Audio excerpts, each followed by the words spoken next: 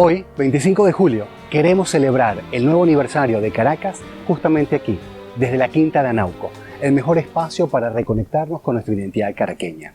Este recorrido queremos comenzarlo justamente frente a la fuente de agua, una reproducción de la pila pública que estuvo adosada a la Casa de los Morales, ubicada en la esquina de Muñoz a Solís. Esa fuente estuvo acompañada por muchísimos siglos de el escudo de Caracas, en su primera versión.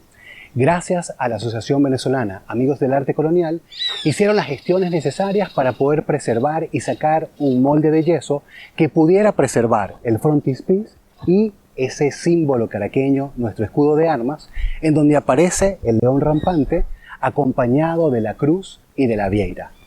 Gracias a ello se preserva nuestro ícono caraqueño más antiguo y más importante. Este recorrido queremos entonces comenzarlo ahora contigo para recorrer y remapear la mejor colección de arte hispánico en Venezuela. Acompáñame.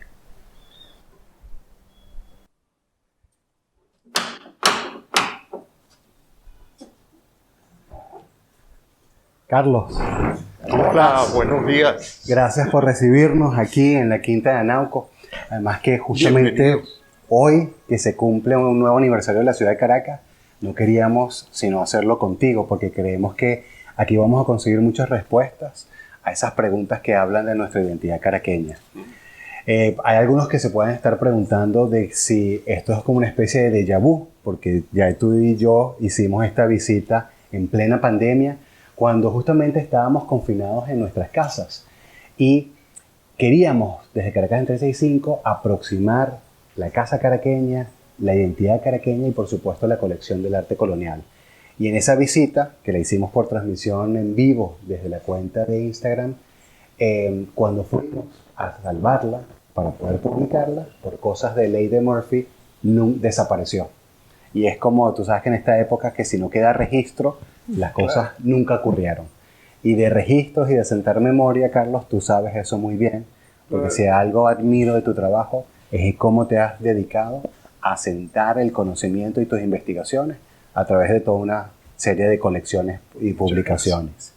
Entonces, justamente, Carlos, queríamos celebrar contigo el aniversario de Caracas para que nos mostraras un poco con las piezas claves de esta colección.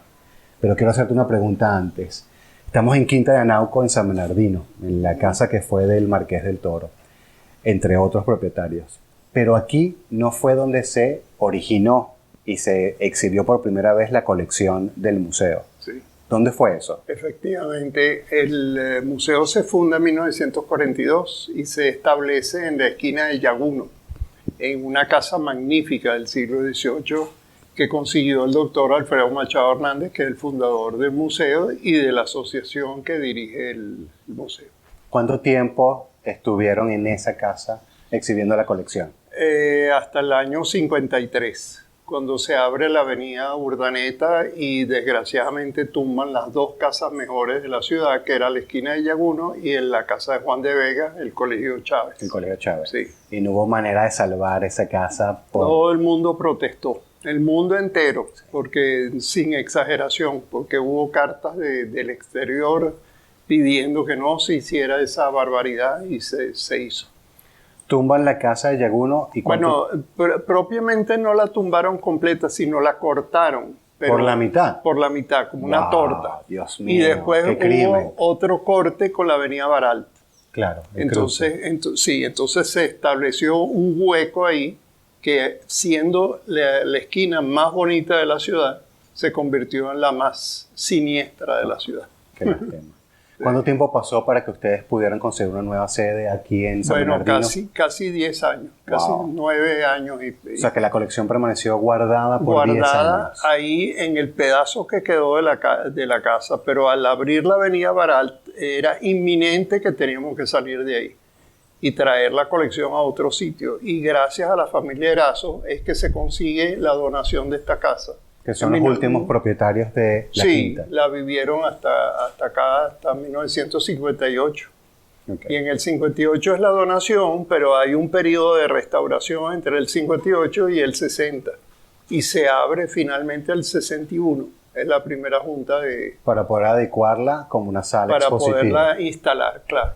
Y fue donada con la condición de que fuera museo de arte colonial y dirigida por la Asociación Venezolana Amigos del Arte Colonial y con la colección instalada aquí. Esa es la condición. Si eso no se da, revierte la donación a la familia Erazo. Buenísimo. Sí. Bueno, como director, curador, restaurador de esta colección, que yo creo que es de las más finas de arte hispánico que tenemos en Caracas, muéstranos cuáles son las piezas claves en esta visita y este viaje hacia nuestra cultura. Claro que sí. Bueno, vamos a pasar por acá.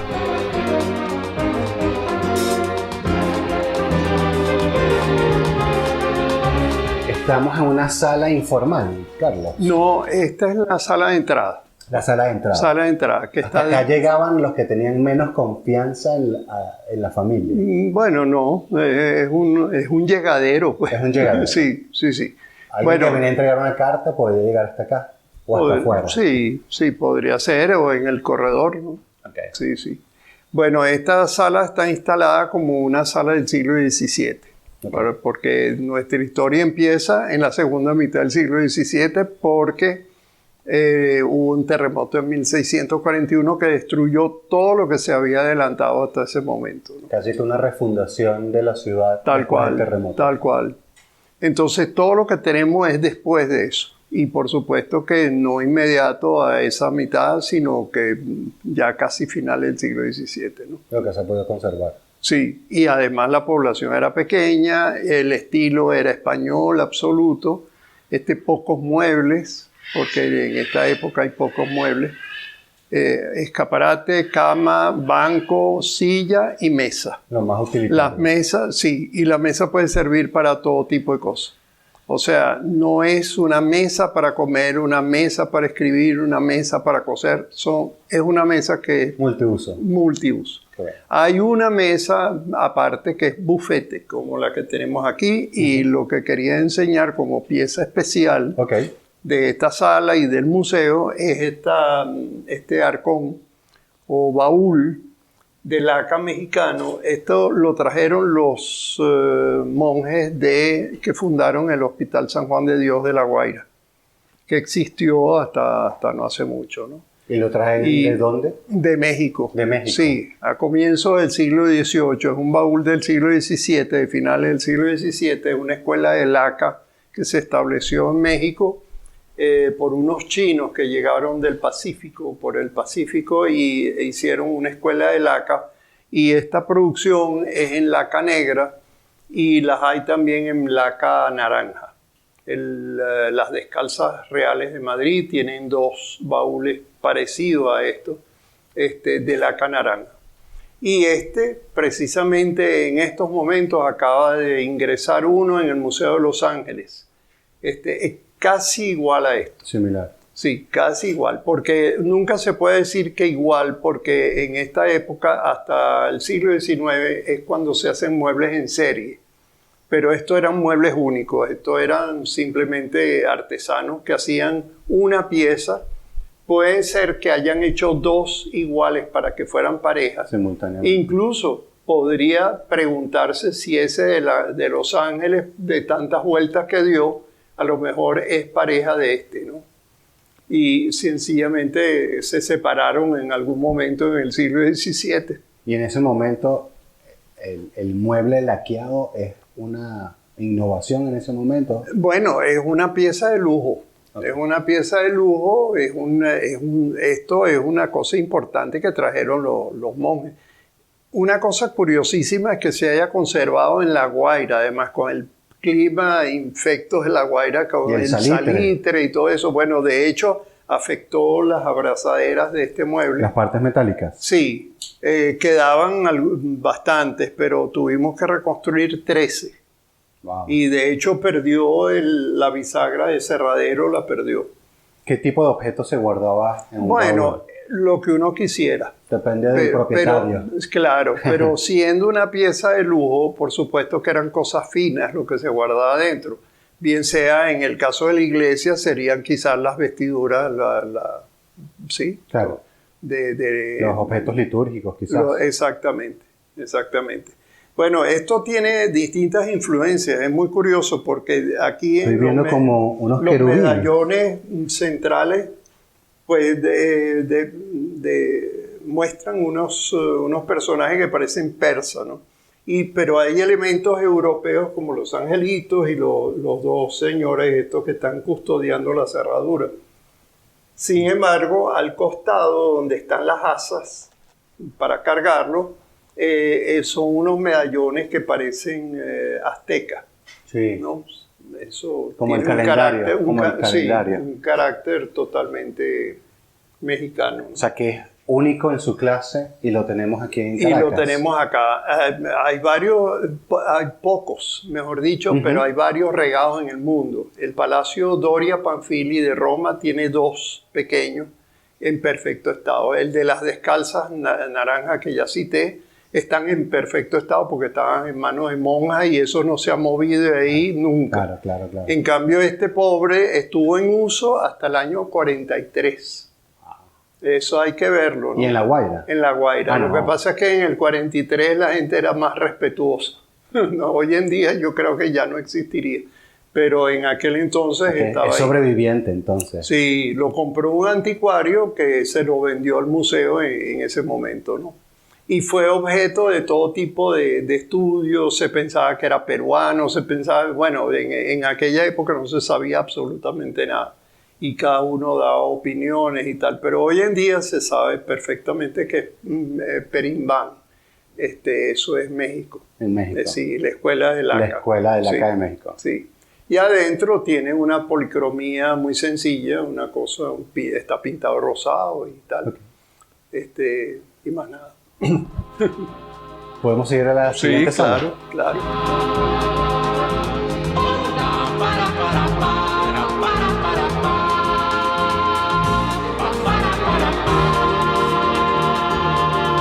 Me imagino que vamos a hablar del tabernáculo. Sí. Bueno, estamos en la sala de recibo informal. Esta es una sala totalmente diferente a la que hemos visto anteriormente. Cambió el siglo, estamos ya a finales del siglo XVIII. Tenemos la decoración con los zócalos pintados, que es típico de la época y de la casa. Y pocos cuadros en la sala porque es el estilo, ¿no? Pero en esta sala se encuentra esta pieza magnífica que es una joya del museo, que es el Nacimiento. Es una pieza que está intacta, ¿no? Todas las figuras están con sus coronas y aureolas. Hasta el niño Jesús está acostado en una cama que es de tela de hilos de oro y plata. Y está impecable, hasta los zapaticos del niño y tal. O sea, que estas telas son originales. Son originales de la pieza. De la pieza. Sí, sí. Impresionante cómo hasta los dedos están bien conservados. Exactamente. Que es algo que... Generalmente se rompen, sí. Y están metidos dentro de un tabernáculo excepcional de Cardoso. Es decir, las figuras están atribuidas a José Francisco Rodríguez, alias el Tocuyano. El Tocuyano. Que es el autor de una coronación de la Virgen que está en la iglesia de San Francisco, que está absolutamente identificado por recibo. Y está dentro de un altar o un retablo hecho por Cardoso. Y ese es el mismo... Y por el estilo, tú sacas el... Absolutamente, es la época, es el momento, es el estilo, hay mucho parentesco entre esto y aquello, y la figura es lo mismo. De manera que son 2 artistas reunidos aquí, quien hace las tallas de la figura siempre. Y luego el repositorio. Y el dorador que es el que dora esto es Landaeta. Landaeta. O sea, son 3. Los 3, sí. Sí, y bueno, el 3 y el orfebre, que el orfebre sí no está identificado. Que hizo las coronas. Estas piezas estaban en casas particulares, eran para las iglesias, son... ¿Elementos de decoración o elementos de culto? Bueno, de culto. De culto, sí. Esto estaba en una familia, posiblemente una familia de apellido Santana, y que lo conservó y fue pasando de mano en mano y terminó en la colección Luis Suárez Borges. Y Luis Suárez Borges lo cuidó y su hija nos lo donó para seguirlo conservando y preservando. es una pieza digna de difusión y de verla, porque es muy lindo. Y es una cosa muy curiosa en el arte hispánico, venezolano, y en América en general. El tema del nacimiento, que es un tema tan bonito y tan agradable de ver, se hizo poco. Se prefirió todo el lado doloroso de la religión, sí, la crucifixión, los santos martirizados, todo ese tipo de cosas. Pero este tema, que es tan bonito, pues resulta que es muy escaso. O sea, que me imagino que estaría cerrado en una casa y se abría en diciembre. Bueno, no, para rezar. Para rezar. Para rezar, sí, es una especie de oratorio pequeño particular, ¿no? Sí. De hecho, Luis Suárez, como anécdota, el coleccionista lo tenía cerrado siempre y cuando, bueno, llegaban visitas, por supuesto lo enseñaba. Pero en Navidad permanecía abierto porque era su nacimiento, era claro, muy fácil.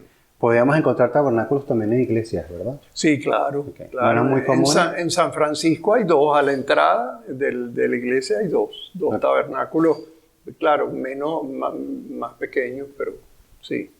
¿Y se podían hacer encargos de tabernáculos privados? Claro, sí. De hecho, hay uno que está en una colección privada, que es un cuadro de Campeche que llegó de Puerto Rico en 1797. Se pudo trazar de quién fue hasta hoy. Y la persona que lo recibió le mandó a hacer un tabernáculo por este mismo Cardoso. Y es simplemente el cuadro metido aquí con dos puertas. Una profundidad. Sí, menos profundidad, sí. Pero impresiona el estado de conservación. Sí, bueno, muy bello. Y la policromía está intacta porque a veces también están repintados o lo repintan. Este no, este está intacto. ¿Seguimos? Sí, claro.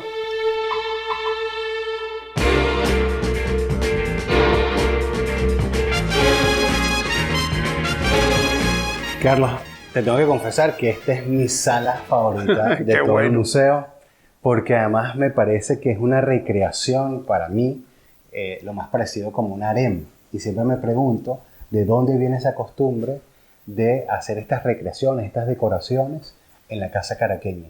¿Dónde está la influencia aquí? Bueno, eso viene del siglo XVI en España y es una costumbre morisca. Morista, sí, claro. Bueno, mozárabes, ¿no? Y este tiene 4 cojines, pero normalmente podían tener más. Hay incluso un gobernador que tenía un estrado de 24 cojines, ¿no? Wow. Hay que ver el tamaño de eso. Y aquí estamos viendo como un zócalo que en vez de estar pintado, está forrado en una tela. Sí. Y habían biombos también que han desaparecido, pero biombos de estrado que eran bajitos para evitar las corrientes de aire, ¿no? O sea, ¿qué elementos componen un estrado? Aparte del sobrepiso de madera. Es muy curioso porque es el mismo mobiliario de la casa. Ok. Pero con el mismo estilo y tal, pero las escalas son más pequeñas. Es decir, ahí tenemos un bufete de estrado y aquí tenemos un bufete normal, como el que vimos a la entrada también. Casi que para estar arrodillado, entonces. Sí. Y el taburetillo, como se llamaba, un pequeño taburete para usarlo con el bufete de estrado que tiene encima un escritorio. Ese gavetero se llama escritorio. Se abre, tengo allí. Sí, ahí hay, claro, papel y tal. Y las mismas gavetas del bufete tienen divisiones para poner el tintero, el arenillero, el sello, los sellos de lacre. Sí. Me encanta. ¿Qué hacían las mujeres acá? Bueno, básicamente es un estrado de mujeres. Es un estrado de mujeres. Sí. Bueno, se sentaban, cruzaban las piernas, se sentaban encima de los cojines, tejían, bordaban, hacían cintas. Era muy importante la hechura de cintas porque las cintas era lo que se le regalaba al novio. ¿Qué es una cinta? Una cinta. Una cinta de tela, sí. Es como un presente. Sí, un recordatorio. Sí, es para el cuello, para colgar un dije, Ok, ya entendí. De hecho, los regalos de cumpleaños, que era lo que se celebraba, cumplesanto. Cumplesanto. No cumpleaños. Cumplesanto era lo que se llama una cuelga, porque colgaba. Entonces era un dije o era una miniatura o Y una cosa. podían tejer la cinta. Y entonces la cinta que colgaba era una cinta y también para hacer los lazos de los cuadros. Porque para esconder los clavos. Ay, yo siempre me había hecho esa pregunta. Claro. Nunca entendía por qué había un lazo. Sí, bueno, es para tapar los clavos. El soporte. Los clavos y el aro de hierro del cuadro. Wow, ok, está Sí. bien. Aquí sería entonces el lugar predilecto para tomar chocolate. ¿No? Por supuesto. Bueno, el chocolate a toda hora. ¿A toda hora? Sí, no hay una hora específica. A toda hora. Eso es desayuno, claro, para las visitas hacia las 11, las 12, ahí. Para el almuerzo, para la merienda, que la merienda generalmente se llamaba refresco. Refresco. Un refresco, sí. Porque podía haber agua con saborizada con naranja y ese tipo de cosas. Pero normalmente era el chocolate servido en cocos chocolateros. De eso me vas a hablar más adelante. Sí. Los hombres estaban vetados del espacio. Podían estar afuera, en sillas, en pequeññas sillas, sí. Pero el acto de estar sentado arrodillado es un acto femenino por eso la alfombra. Sí. Esto a nuestros días es lo que se llama el estar, pero esto era el salón. Eso era lo que nosotros llamamos el salón hoy en día. Me encanta. Sí. Pasemos a la siguiente sala, Carlos. Carlos, aquí no me tienes que decir cuál es el objeto de mayor valor, porque para mí siempre va a ser la butaca. Por supuesto. Esta butaca, además, que me ha interesado muchísimo su historia, porque tiene que ver con una tecnología original de nuestros indios comanagotos.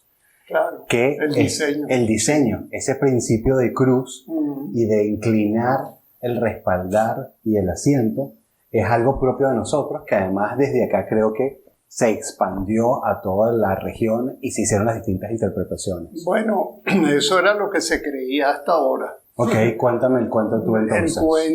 El cuento se modifica ahora porque esto es solamente Caracas. No hubo butacas en el interior, en ninguna ciudad del interior, salvo Caracas. Caracas se hace la butaca, a pesar de que la palabra es del cumanagoto y significa asiento. Y esa palabra es la que sí se va a regar por el Caribe y se va a regar hasta México, pero a finales del siglo XVIII. Pero se confina solamente la ebanistería caraqueña y no... Las primeras butacas que se sepa que se hicieron son del siglo XVII, mediados del siglo XVII en Caracas. Hay dos testamentarías que tienen butacas. Eso es muy importante porque ese es el nacimiento de la butaca. La butaca es una creación, así como todo lo demás se hacía repitiendo modelos ya conocidos en Europa y tal. Esto viene haciendo una creación y una creación que va a influenciar en el mundo entero posteriormente, sí, eso es lo que más porque es un diseño ergonómico. Claro, pensar en un diseño ergonómico en el siglo XVIII no era posible porque el traje, como hablamos antes, modificaba todo eso y además el comportamiento social no permitía que uno se sentara cómodamente porque no se pensaba en comodidad, porque ese ser humano que es una joya tenía que estar todo el tiempo en un teatro. Entonces eso no puede ser, pero sí existían personas que habían dado a luz, mujeres que habían dado a luz, que tenían un posparto, o había ancianos, o había enfermos, o habían paralíticos, en fin, lo que sucede con el ser humano. Y la butaca era ideal para estas personas. Y la butaca viene siendo una butaca, es única, no hace juego con otras butacas, sino que es para el cuarto. Normalmente estaban en los cuartos en la intimidad.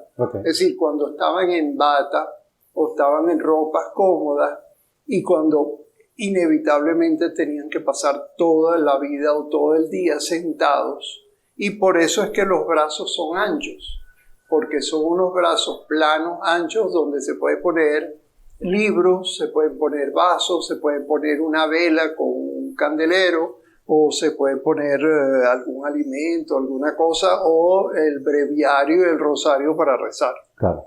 Pero sentado cómodamente, ¿no? Esto es lo que viene a hacer el parangón de la silla de oreja en Europa. La silla de oreja, nosotros hoy en día lo vemos en salones completos hechos de sillas de oreja. Eso no existía.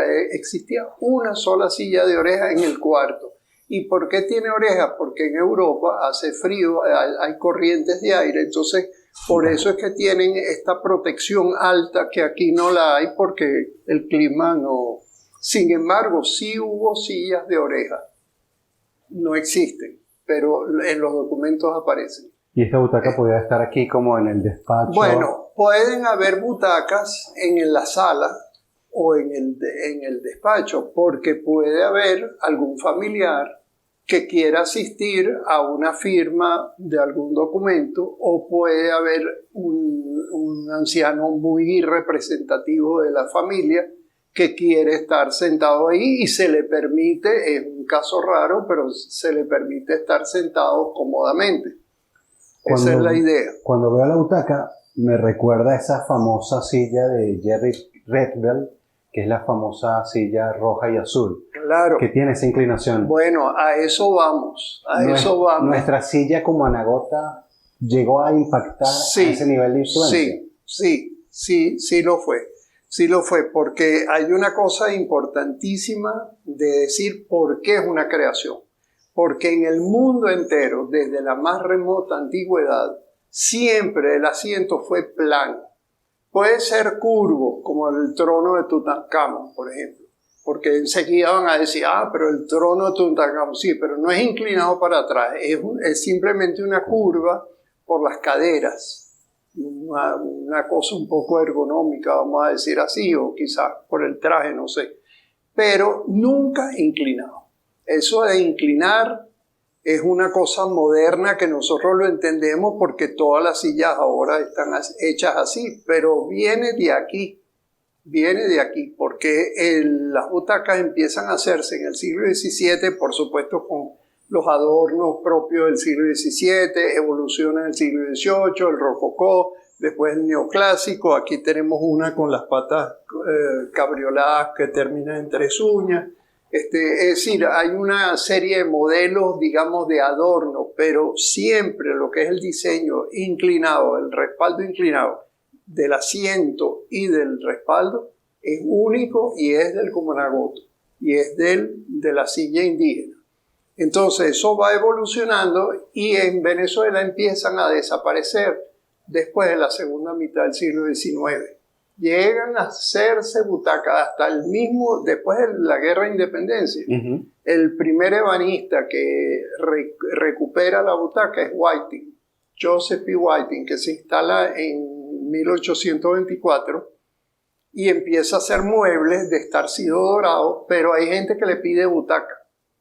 Y entonces seguramente fue eso que siguió e hizo. Por lo menos se conocen 2 de Whiting, ¿no?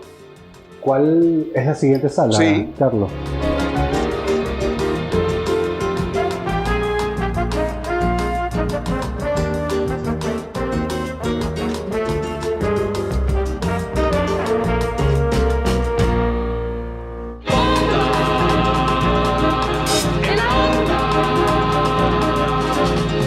Imagino que esta es la sala principal. Sí, la sala principal. ¿Qué ocurre aquí?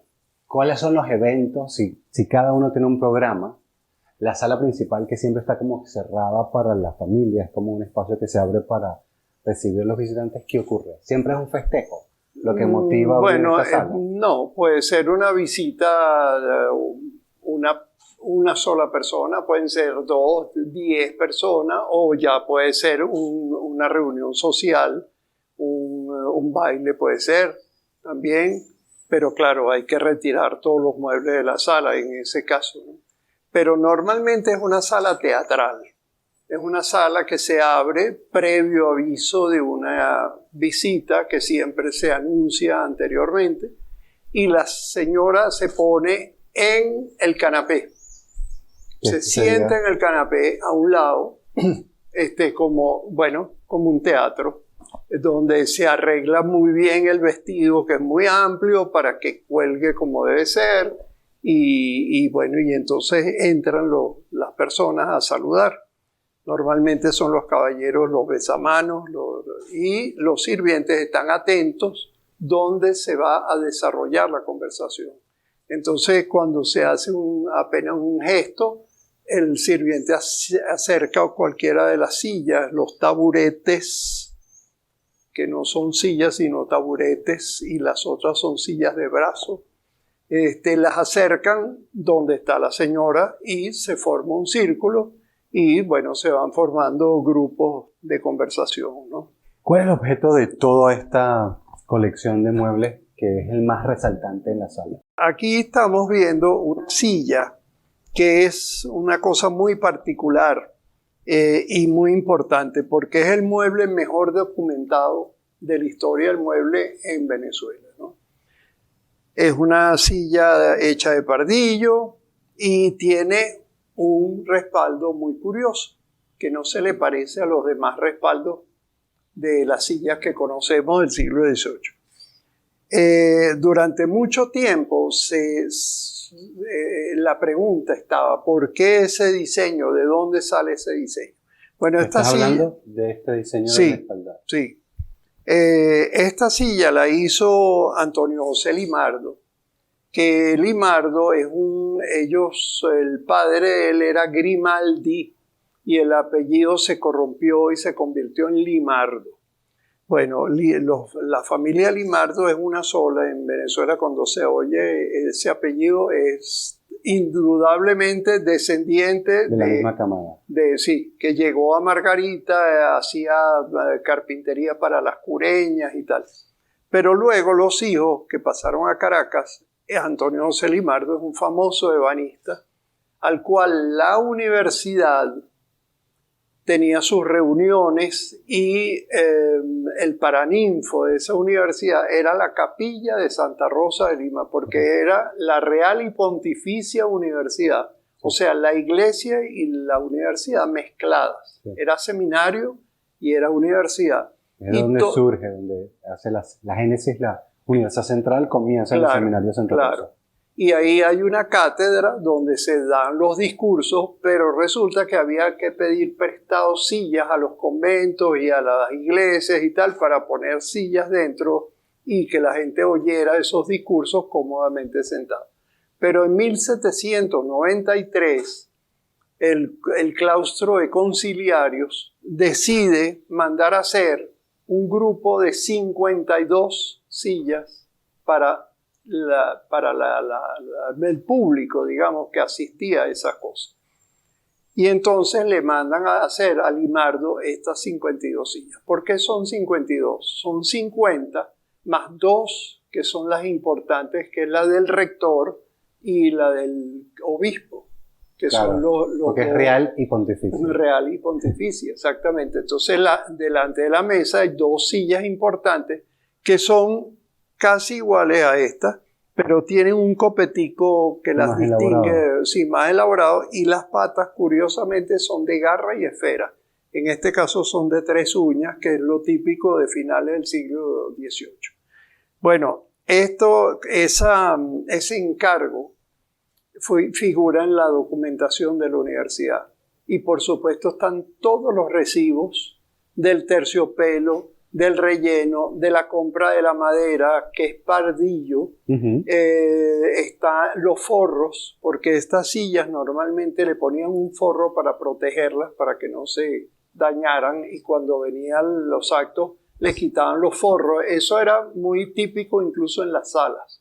Y las arañas le ponían un forro para evitar las moscas que ensuciaban y el polvo. Entonces simplemente quitaban esos forros para, tenerlos a la orden para hacer cualquier cosa. Bueno, este modelo, que hace Limardo es una cosa curiosísima. Ustedes dirán, ¿por qué ese ensanche parece un balón, verdad? Sí. Bueno, ¿Cómo que sí?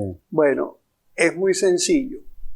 ¿Qué cosa más apropiada para una universidad sino un diseño de un invento que había sido,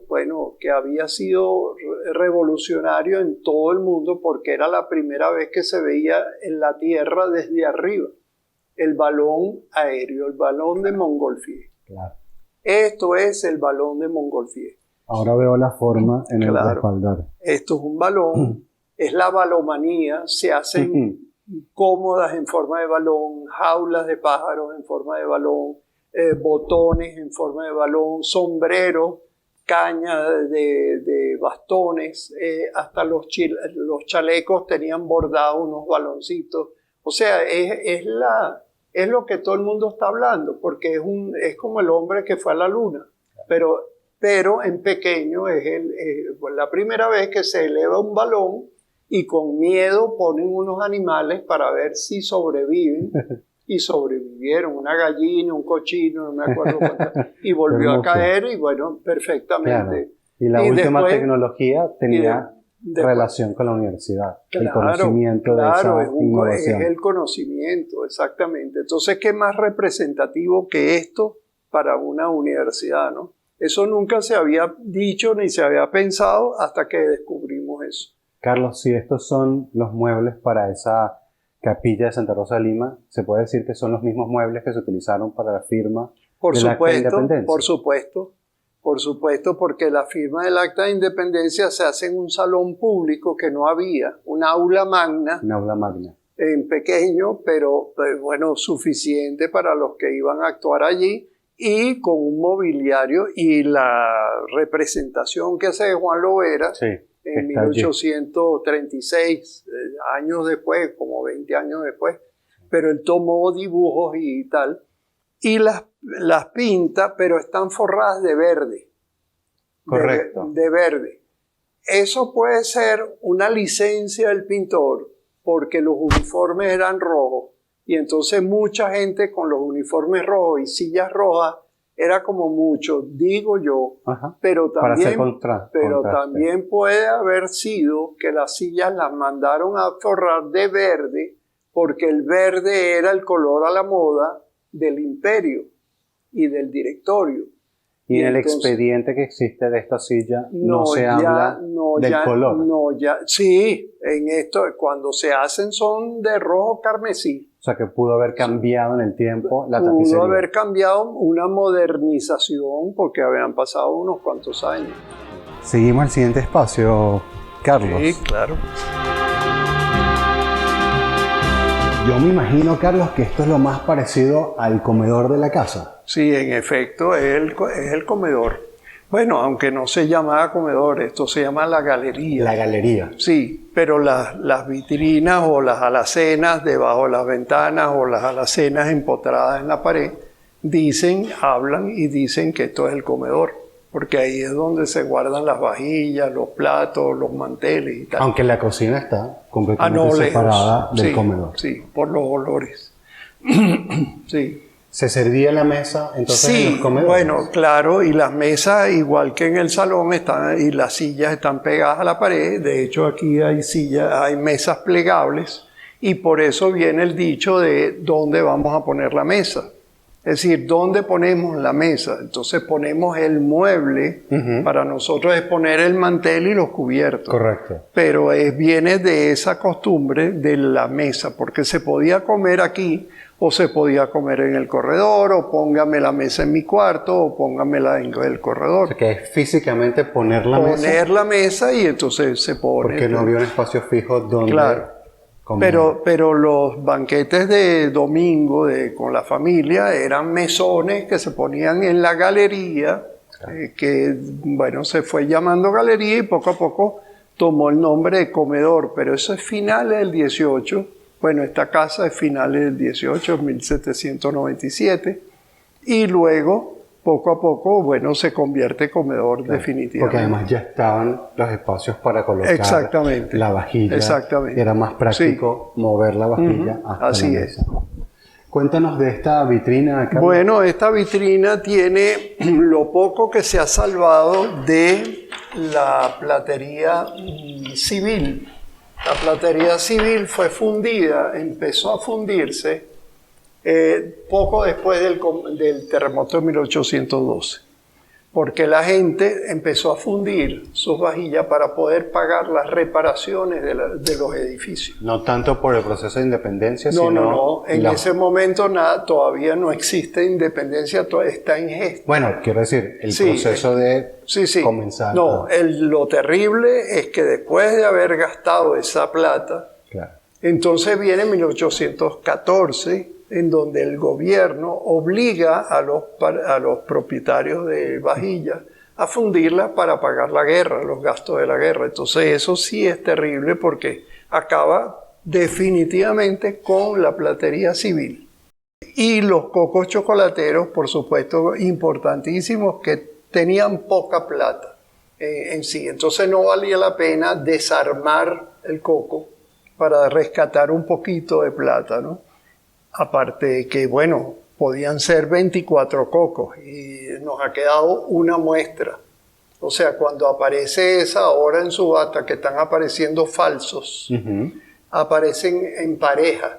Eso es muy raro, porque normalmente han desaparecido todo y queda uno. Carlos, el principio del coco chocolatero es una tapara que tiene una base metálica. No es una tapara, es un coco. Perdón, quise decir. Una nuez de coco. Perdón, claro, sí, es un coco. Sí, y las nueces de coco, como verán, por ejemplo, esta nuez es clara, esto es Tocuyo, aquella es Trujillo, porque es negra, y Trujillo es en la montaña, pero habían palmas de coco. Casi todos los cocoteros están en los bordes de las playas, porque el coco viene flotando. Okay. Se me olvida la palabra en este momento, pero el lugar. ¿Existió taparas que se vieran como chocolateros? No, taparas no. Taparas son maracas, o para maracas, o para recipientes para cocina o preparar cosas, pero eso es una cosa ordinaria de la cocina. ¿Y la base de plata siempre estuvo acompañado o podía hacerse de latón o de un material menos precioso? No siempre, porque el chocolate es una bebida exótica y la idea es que esté en un recipiente exótico, y el recipiente exótico es el coco. Claro. Es la nuez de coco. Entonces puede ser lisa, puede ser trabajada, puede ser con asas y un borde de plata y un pie de plata, ¿no? Mira, este es el apoyo museográfico, donde tienes tachuela llena de chocolate. Y eso es como una especie de bandeja. Salvilla. Sí, es en alto por si acaso las hormigas se suben. Claro. Y los demás implementos de chocolate, la chocolatera para batir el chocolate, y las jícaras. ¿Qué son las jícaras? Bueno, son pequeñas tazas en que se tomaba chocolate. ¿Metálicas o de cerámica? De cerámica, o podían ser de plata. Y entonces ahí entramos en otra cosa. El virrey Mancera, que fue del Perú y fue de México también, en una ceremonia de un refresco, ofreció chocolate, y la señora le ofrecieron el bizcocho, y entonces con la mano y la cosa, y se le volteó la jícara y le bañó el vestido. Entonces habían paños chocolateros para que no se ensuciaran los vestidos. Para que ocurriera nunca ese accidente. Sí, y el virrey inventó un plato con una barandita donde se pudiera poner la jícara, que no se cayera, y alrededor se pudieran poner los bizcochos, de tal manera que al sostener, y eso se llamó una mancerina, porque él era el virrey Mancera, entonces fue una mancerina, y allá tenemos 3 mancerinas de esas, pero en cerámica. En cerámica. Sí. Las había de plata, pero esas no quedaron. Muéstranos los exteriores, Carlos. Sí.